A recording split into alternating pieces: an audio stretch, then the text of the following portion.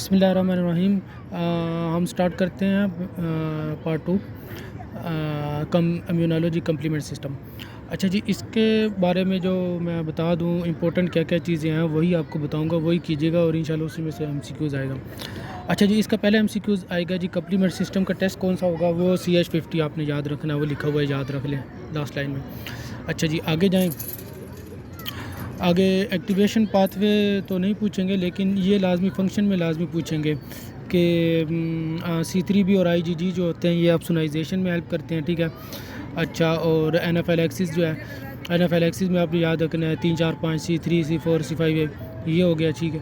अच्छा जी, ये नीचे लिखा हुआ है न्यूट्रोफिल कीमोटैक्सिस C5A। अभी न्यूट्रोफिल कीमोटैक्सिस के मैं 3 एजेंट आपको बताऊंगा जो बुक में ही लिखे हुए हैं, लेकिन आगे पीछे होते हैं, हम लोगों को याद नहीं, और ये आप लोगों ने याद रखना है, ये आपको हर जगह काम भी देंगे। सबसे पहले इंटरल्यूकिन 8 IL-8, ठीक है, ये लिखें। इसके साथ लिखें LTB4, ठीक है, और C5A लिखा हुआ है। ये 3 न्यूट्रोफिल कीमोटैक्टिक एजेंट है, ये MCQs आता होता है, ठीक है। दूसरा MCQs वो पूछ सकते हैं कि मेजर न्यूट्रोफिल कीमोटैक्टिक एजेंट कौन से हैं, तो वो आपने याद रखना है कि इंटरल्यूकिन 8 है, IL-8, ठीक है। ऑप्शन इन नीचे आ जाता है। ऑप्शन इन का आपने ना याद रखना है कि ये एक जैम है, ठीक है, और ये बैक्टीरिया को ये समझ लें कि आप ब्रेड है, और जो ऑप्शन इन है ये समझ लें कि जैम है, ठीक है। मैं बताना क्या चाह रहा हूँ ये सुने आप, कि ये एज ए जैम काम करता है, मैक्रोफेज की हेल्प करता है, ताकि मैक्रोफेज जो है वो इजीली जो होता है ना वो खा सकें बैक्टीरिया को। अब ज़ाहिर बात है, खुशक बैक्टीरिया तो बेचारा मैक्रोफेज भी नहीं खा सकता, जब उसके साथ जैम जूम और लटर पटर चटनी वगैरह डाल देंगे तो वो इजीली खा लेगा। तो मेन ये चीज़ है, तो ये आपने याद रखना है कि C3B और IgG जो है तो ये ऑप्शन इन है। अच्छा जी, आगे आ जाएँ। आगे कम्प्लीमेंट डिसऑर्डर है। कम्प्लीमेंट डिसऑर्डर में आपने C1 इनहिबिटर डेफिशिएंसी, या इसको C1 स्ट्रेस इनहिबिटर डेफिशिएंसी भी कहते हैं, ठीक है। इसमें आप देखें हेरिडेटरी एंजियोडीमा लिखा हुआ है, ठीक है, और इसके साथ भी वो लिखा हुआ है कैलिकरिन के जो होते हैं अनरेगुलेटेड एक्टिवेशन। अब इसकी वजह से क्या होता है कि बॉडी स्वेल हो जाती है, ग्रेटर दैन 60% बॉडी स्वेल हो जाती है, इसको हेरिडेटरी एंजियोडीमा C1S कहते हैं, और ये किस वजह से होता है, ये C1 स्ट्रेस डेफिशिएंसी की वजह से होता है, ठीक है, और ये याद रखना है। अच्छा जी, PNH है। PNH जो होती है ना, ये उधर दी हुई है, हेमाटोलॉजी में दी हुई है, तो इधर इन्होंने बस 2 4 लाइनें लिखी हुई हैं, बल्कि मेन चीज़ इन्होंने लिखी हुई है। पिगा जीन की म्यूटेशन होती है बेसिकली जो होता है ना PNH, proximal nocturnal haemoglobinuria. Nocturnal का मतलब होता है रात के टाइम, ठीक है। तो ये जो होता है ना, हमारे जो कम्प्लीमेंट सिस्टम है वो रात के वक्त एक्टिवेट होते हैं, ठीक है। अब जब उसकी डेफिशिएंसी हो जाती है, क्यों होती है डेफिशिएंसी, क्योंकि पिगा जीन में म्यूटेशन होती है, ठीक है। और कम्प्लीमेंट सिस्टम कौन से होंगे, DEF CD55 और मिरल CD59 इसकी होगी, ठीक है। तो इसकी वजह से क्या होगा कि जो पेशेंट है वो रात को सही सोता है, सुबह सुबह उठता है, तो सिर्फ सुबह सुबह उठ के जो वॉशरूम जाता है तो उसको ब्लैक कलर का यूरिन आता है, बस यही है। अच्छा जी, आगे आ जाएं। आगे आ गया जी इम्पोर्टेंट साइटोकाइंस। ये बहुत इंपॉर्टेंट टॉपिक है, इसमें से हर साल इस पे से MCQs आता है। आप लोगों को मैं बताऊंगा कैसे आता है MCQs और किस तरह आप लोगों ने याद रखना है। MCQ के पॉइंट ऑफ व्यू से भी बता दूंगा किस तरह MCQs आता है।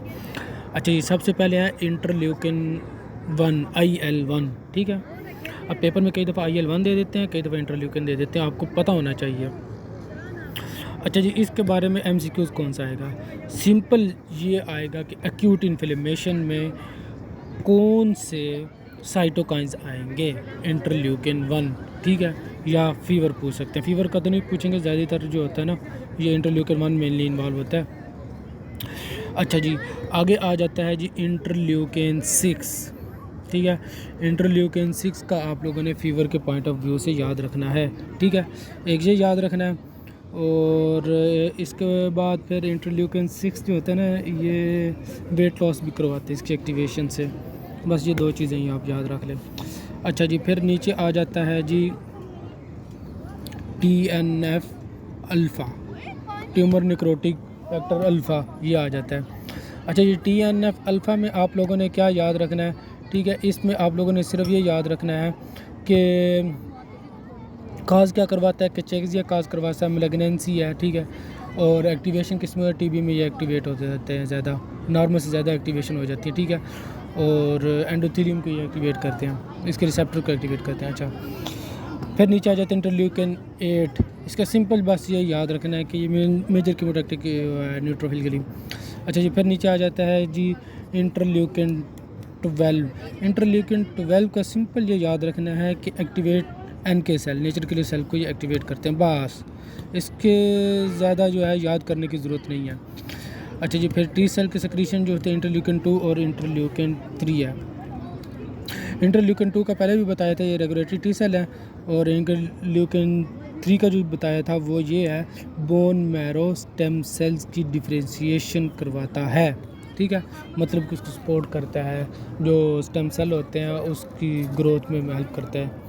अच्छा जी, आगे आ जाता है गामा इंटरफेरॉन। गामा इंटरफेरॉन का बस ये याद रखना है कि ये नेचर किलर सेल से सिक्रीट होते हैं और इसको एक्टिवेट भी करते हैं। और क्या इनका फंक्शन क्या हो सकता है ये पूछ सकते हैं, तो ये इसका याद रखना है कि आपने ये वायरस इन्फेक्शन है, ठीक है, उसके ख़िलाफ़ ये हेल्प करते हैं, उसको किल करते हैं।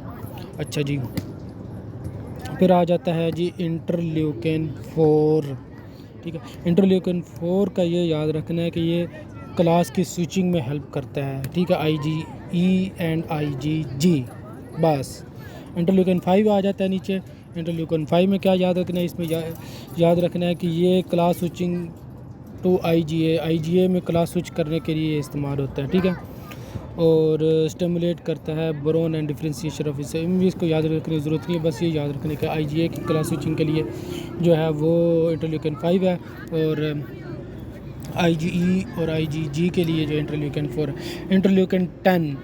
इंटरल्यूकिन 10 का आपने क्या याद रखना है, इंटरल्यूकिन 10 का आपने याद रखना है कि ये क्या लिखा हुआ है, एटीन्यूएट्स इन्फ्लेमेटरी रिस्पॉन्स। इसका मतलब ये है कि ज़्यादा करवाना, बढ़ा देना, ठीक है। तो क्या मतलब है कहने का कि एटेंटुएट है ना, एटेंटुएट का मतलब ये होता है बढ़ा देना, ज़्यादा कर देना। अब बहुत से लोग कहते हैं कि यार हमें समझ ही नहीं आती फर्स्ट एड की लैंग्वेज की, यही वजह है। अच्छा जी, अब ये क्या करते हैं, इन्फ्लेमेटरी रिस्पॉन्स को बढ़ा देता है, बस इसके बारे में यही याद रखना है। इंटरल्यूकिन 13 है, 13 का यही याद रखना है कि IgE की प्रोडक्शन को प्रमोट करता है बाय B सेल, बस ये याद रखना है। आगे वाली ये पिक्चर है, ठीक है, इस पिक्चर से खौफज़दा नहीं होना, ठीक है, क्योंकि ये पेपर में नहीं आनी। अच्छा, इसके नीचे जो लिखा हुआ है ना, इसमें से MCQs आता होता है, ठीक है। इसमें से MCQs कौन सा आएगा वो मैं बता देता हूँ, वो आप अलहदा लिख लें, ठीक है। MCQs लिखें कि एफ्लाटॉक्सिन इज़ ड्राइड फ्राम, ठीक है, तो वो किससे होगा, एस्परजिलोसिस होगा, ठीक है, वो लिखा हुआ है दूसरी लाइन में एस्परजिलोसिस, ठीक है, तो ये याद रखना है। अच्छा जी, आगे और कौन सा MCQs आ सकता है, और MCQs आ सकता है कि सेक्रेटरी फ्लूइड में कौन सी प्रोटीन पाई जाती है, तो ये याद रखना है कि लैक्टोफेरेन प्रोटीन पाई जाती है। ये आप देख लें कहाँ पे लिखा हुआ है, ठीक है, इसी में लिखा हुआ है, आप ढूंढ लें, ठीक है। अच्छा, बस यही MCQs आने हैं और कुछ भी नहीं आना। अगले पेज पे आ जाए। अगले पेज पर लिखा हुआ है T सेल सरफेस प्रोटीन, ठीक है, मतलब T सेल और B सेल। अच्छा जी, इसमें आप लोगों ने क्या याद रखना है, ठीक है, आपने याद रखना है T हेल्पर सेल, TH, ठीक है। अब TH1 भी हो सकता है, 2 भी हो सकता है, 3 भी हो सकता है, 4 भी हो सकता है, ठीक है। इसके ऊपर कौन सी होती है, ये CD4 के साथ है, और बाइंड किसके साथ करते हैं, या इसके पास रिप्रेजेंट किसको करते हैं, तो ये MSC2 को रिप्रेजेंट करते हैं, ठीक है। तो ये बस आपने याद रखना है। T हेल्पर 1 जो होता है वो गामा इंटरफेरॉन को सेक्रेट करने में हेल्प करता है। T हेल्पर 2 जो होते हैं वो फिर इंटरल्यूकिन 4 होता है, इंटरल्यूकिन 5 होता है, इंटरल्यूकिन 6 होता है, उसको सेक्रेट करते हैं। अच्छा जी, फिर नीचे लिखा हुआ है साइटोटॉक्सिक T सेल, इसके साथ सिंपल CD8 लिखा हुआ है, ठीक है। आप इसके साथ MHC1 भी लिखें, ठीक है, वो पीछे लिखा हुआ है, ठीक है। और ये किस चीज़ को किल करेगा, ये भी वायरस को किल करेगा। अच्छा जी, इसमें ये इंपॉर्टेंट है, NK सेल है, नेचर के लिए इसका याद रख लेना कि इसके पास कौन से होते हैं, 16 और CD56 होते हैं, ठीक है, बस ये याद रखना है। हाँ, नीचे ये एक्टिव इम्यूनिटी और पैसिव इम्यूनिटी, ये मोस्ट इंपॉर्टेंट है, आ भी सकता है लेकिन पिछले दहाइयों से नहीं आया, जब से पेपर की ये चेंज हुई है तो उस वक्त से नहीं आ रहा।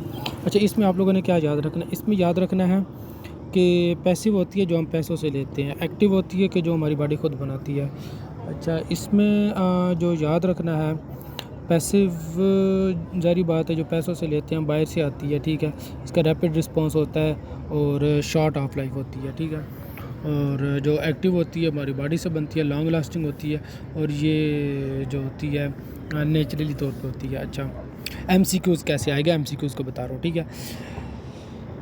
हाँ, सबसे पहले एमसीक्यूज़ आपने लिखना है कि ब्रेस्ट मिल्क में क्या चीज़ पाई जाती है। आपको पता है वो पीरियड्स में आता है एमसीक्यूज़ कि ब्रेस्ट मिल्क हैज़ आईजीए, या फिर गायनी में दे देते हैं, तो ये याद रखना है। ये देखें, ये लिखा हुआ ब्रेस्ट मिल्क में आईजीए होता है, ठीक है। और फिर दूसरा एमसीक्यूज़ आता है कि प्लेसेंटा को कौन सी जो है वो क्रॉस कर देती थी। ये याद रखना है, इम्यूनोग्लोबुलिन जी, आईजीजी जो होती है ये प्लेसेंटा क्रॉस कर देती है, ठीक है। अच्छा जी, और क्या याद रखना, और याद रखना है एक और एमसीक्यूज़ आता है कि एक मदर है वो बच्चे को फीड कर रही है, बताओ ये कौन सी इम्यूनिटी होगी, एक्टिव इम्यूनिटी होगी, नेचुरल पैसिव होगी, या सिंपल पैसिव होगी। तो आप लोगों ने याद रखना है पैसिव इम्यूनिटी जो बाहर से आती है, ठीक है। लेकिन अब ज़ाहिर बात है ये भी बाहर से आ रही है, ठीक है। माँ जो बच्चे को दूध पिला रही है वो बाहर से उसको इम्यूनिटी दे रही है, तो इस वजह से हम इसको क्या कहेंगे, पैसिव इम्यूनिटी कहेंगे। लेकिन वो कुदरती तौर पे है, तो इसके लिए इसके साथ हम लोग नेचुरल पैसिव इम्यूनिटी लगा देंगे, ये याद रखना है। ये नहीं लिखा हुआ, ये लिख लें। अच्छा जी, आगे टॉपिक आ जाता है वैक्सीनेशन का। ये देख लें, वैक्सीनेशन के बहुत से लोग एमसीक्यूज़ गलत करते हैं, इवन के बुक्स में भी गलत लिखा हुआ है। कौन सा है कि लाइव वैक्सीन कौन सी है या किल्ड वैक्सीन कौन सी है, ठीक है। ये आपने सारा इतना बड़ा चौड़ा नहीं याद रखना, ठीक है। सिंपल ये याद रखना है कि लाइव वैक्सीन है, लाइव वैक्सीन सेलुलर और ह्यूमरल रिस्पॉन्स देती है, वो लिखा हुआ है। अच्छा, उसके बाद फिर लाइव वैक्सीन जो होती है कंट्राइंडिकेटेड किस में है, इम्यूनो कंप्रोमाइज्ड और प्रेग्नेंट वुमेन में कंट्राइंडिकेटेड है। अच्छा जी, फिर इसकी एग्जांपल आपने याद रखनी, एग्जांपल अच्छे से करनी है, ठीक है। अच्छा, उसके बाद फिर आ जाता है जी किल्ड वैक्सीन, ठीक है। ये अब किल्ड वैक्सीन का एमसीक्यूज़ किस तरह आता है कि वो कहते हैं कि रेबीज़ कौन सी है, या साल्क वैक्सीन कौन सी है, ठीक है। हेपेटाइटिस ए कौन सी वैक्सीन है, ठीक है। ये आप लोगों ने याद रखना है। ये NRE-1 में भी है, NRE-2 में भी आते हैं लाइव वैक्सीन और किल्ड वैक्सीन के बारे में, ठीक है। बस ये दो याद रखना है, ठीक है। Surface antigen of hepatitis B, ठीक है, HBsAg, ये एमसीक्यूज़ आता होता है पेपर में, ये देख लें, ये इधर लिखा हुआ है। अच्छा जी, आगे क्या लिखा हुआ है, आगे लिखा हुआ है जी एक और एमसीक्यूज़ आया था 2025 में, ये रिकम्बिनेट सब यूनिट और ये पॉलीसेकेराइड वगैरह इसके रिलेटेड आया था, ठीक है। कि बच्चे में कौन सी पीसीवी की किस्म देंगे, जिस तरह एचपीवी की डिफरेंट होती है ना, 13 है, 11 है, 16 है, 18, इस तरह पीसीवी की भी देखें ना, वो उन्होंने किस में लिखी हुई है, पीसीवी 13 है, 15 है, 20 है, ठीक है। अब उन्होंने स्पेसिफाई नहीं किया हुआ, तो आप ये याद रख लें कि बच्चा होगा तो उसमें पीसीवी 13 देंगे, एडल्ट होगा तो पीसीवी 23 देंगे। ये 25 में एमसीक्यूज़ आया था कि बच्चे में हम कौन सी पीसीवी का वेरिएंट देंगे, उन्होंने नीचे लिख दिया था 13, 14, 15, तो ये याद रखना 13 था। तो ये याद रखना कि टॉक्साइड वैक्सीन है, टॉक्साइड में ये क्लोस्ट्रीडियम टेट नहीं होता है, ये ठीक है। वो जो RTA केस होता है उसमें इंजेक्शन कौन सा लगाते हैं, टेट इंजेक्शन लगाते हैं, क्योंकि उसमें टॉक्साइड वगैरह हो जाता है, ठीक है, उस वजह से होता है, और इसमें लॉक जा होता है। अच्छा, मैसेंजर RNA के बारे में सिर्फ ये याद रखना है कि इसकी एग्जांपल जो है ये SARS-CoV-2 है, बस इसकी यही याद रखना है। आगे चलें, हाइपर सेंसिटिविटी रिएक्शन है, ये बहुत इंपॉर्टेंट है और ये हर साल एमसीक्यूज़ इसका आता है, इसके बगैर पेपर ही नहीं बनता, ये याद रखना है। अच्छा, हाइपर सेंसिटिविटी का मैं आप लोगों को ना इजीली बता रहा हूँ, ठीक है। ये देखें बुक पे भी लिखा हुआ है, ABCD इसे याद रखना है, ठीक है।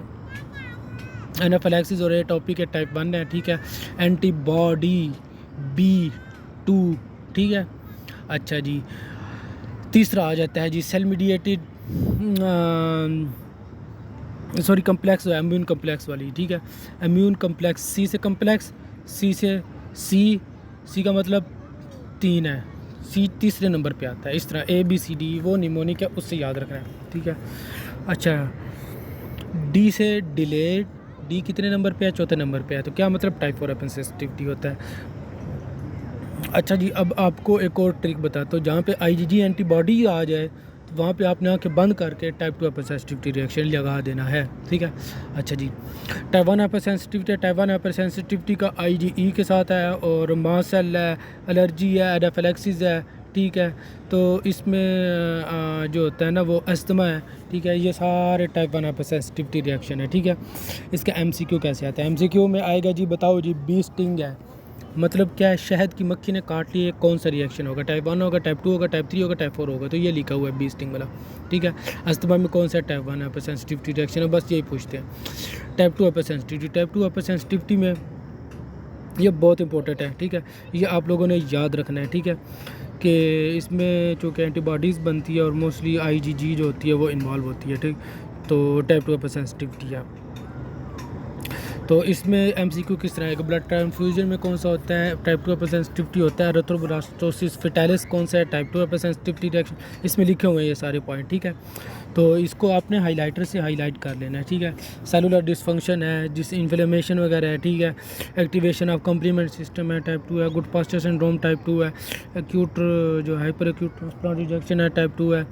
अच्छा जी, उसके बाद फिर MG है, मस्तिष्क ग्रेविस है, उसमें कौन सा है जी? टाइप 2 है। ये पम्फिगस वल्गैरिस का डर्मा में एमसीक्यूज आता है, कौन सा है? टाइप 2 है। बस ये याद रखना है। अच्छा जी, आगे आ जाओ जी टाइप 3 में। टाइप 3 में आपने सबसे पहले तो वही इम्यून कम्प्लेक्स है, जहाँ पे भी इम्यून कम्प्लेक्स बनेगा वहाँ पे टाइप 3 हाइपर सेंसिटिविटी रिएक्शन होगा। अच्छा जी, पेपर में कैसे पूछेंगे? हम पेपर में हाँ जी पूछेंगे, भाई SLE में कौन सा हाइपर सेंसिटिविटी रिएक्शन है? रिएक्टिव आर्थराइटिस है, पैन है, पॉली आर्थराइटिस नोडूज है, इसमें कौन सा है? हाँ, इसके साथ ये याद रखना, PH पोस्ट स्ट्रोकोकर ग्लोमेरुलोनेफ्राइटिस, इसमें कौन सा है? ये आपने याद रखना है, टाइप 3 हाइपर सेंसिटिविटी रिएक्शन है, ठीक हो गया। अच्छा जी, और बस ये याद रखना। टाइप 4 में आप लोगों ने क्या क्या याद रखना है? टाइप 4 इनके ना आप लोगों ने सिर्फ ये याद रखना है मीडिएटेड कौन सा है और इसकी एग्जांपल कौन सी है। ये इतनी लंबी चौड़ी डिटेल करने की ज़रूरत नहीं है, ठीक है।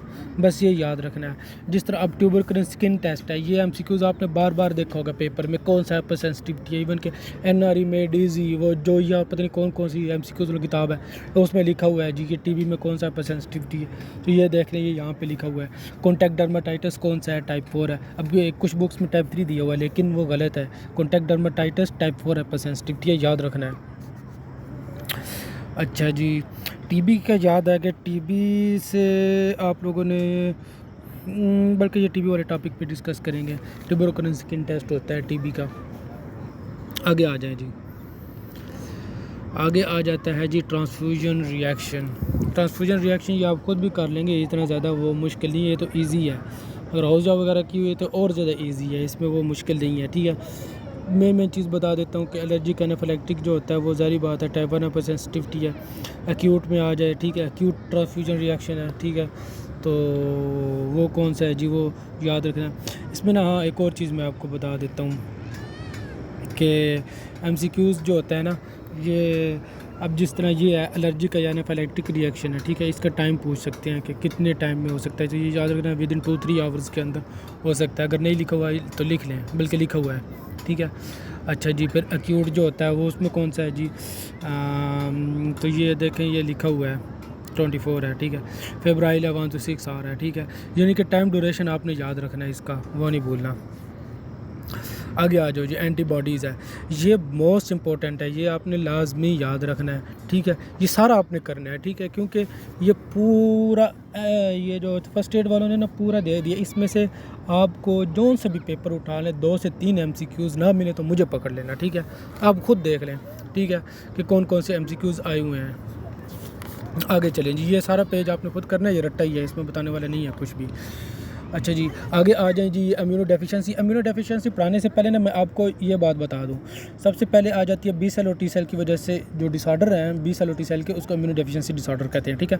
और बी सेल की डेफिशिएंसी याद रखना कि recurrent viral bacterial recurrent viral protozoa और फंगल इन्फेक्शन होगी तो टी सेल की डेफिशिएंसी होगी। अगर वो कहता है कि रिकरेंट बैक्टीरियल इन्फेक्शन हो रही है तो फिर आपने बी से बैक्टीरिया, बी से बी सेल डेफिशिएंसी, ये याद रखना है। अच्छा जी, फिर बी सेल का मैंने वो हेमेटोलॉजी में बताया था, ठीक है, बोन मैरो में मिच्योर होते हैं, ठीक है। टी सेल का बताया था थाइमस होती है, ठीक है, वो कहाँ पे, उसकी लोकेशन पूछ सकते हैं थाइमस की, वो कहाँ से स्पेस बिटवीन मिडियास्टम होता है, मिडियास्टम कहाँ पे होती है, मिडियास्टम जो स्पेस बिटवीन 2 लंग्स होती है वहाँ पे मिडियास्टम होती है, ठीक है। और मेरे ख्याल में बाउंसर हो गया, चल छोड़े पड़े, बस ये याद रखें बी सेल और टी सेल। अच्छा, बी सेल और टी सेल। अच्छा जी, अब ये जो एक्स लिंक्ड है ना, ये ब्रूटन ए गैमा ग्लोबिनीमिया, ये बी सेल डेफिशिएंसी, ठीक है। बी सेल की डेफिशिएंसी है, बॉयज़ की में होता है और बीटीके जीन की म्यूटेशन है, ये याद रखना है। और आगे इसका याद रखना है कि इसमें लिम्फ नोड की याद रखना है कि एब्सेंट या सेंटिली, ये एग्जैक्ट पेपर में वर्ड दिया हुआ था, सेंटिल लिम्फ नोड है, बताओ डायग्नोज क्या है। तो ये याद रखना है कि ब्रूटन ए गैमा ग्लोबिनीमिया। अच्छा जी, आईजीए डेफिशिएंसी है। आईजीए डेफिशिएंसी में जो याद रखने वाला है वो आपको ये याद होगा, आईजीए हमारे कहाँ पे होता है, जीआई ट्रैक में होता है। तो जाहिर बात है रिकरेंट जो होता है वो जीआई इन्फेक्शन होगी, रिस्पिरेटरी इन्फेक्शन होगी, जीआई ट्रैक में आईजीए होता है और ये डायरेक्ट मदर से आता है। आईजीए के बारे में एक चीज़ याद रखना है कि ब्रेस्ट फीड जो होता है ना, ब्रेस्ट फीड मिल्क, उसमें आईजीए होता है, ठीक है।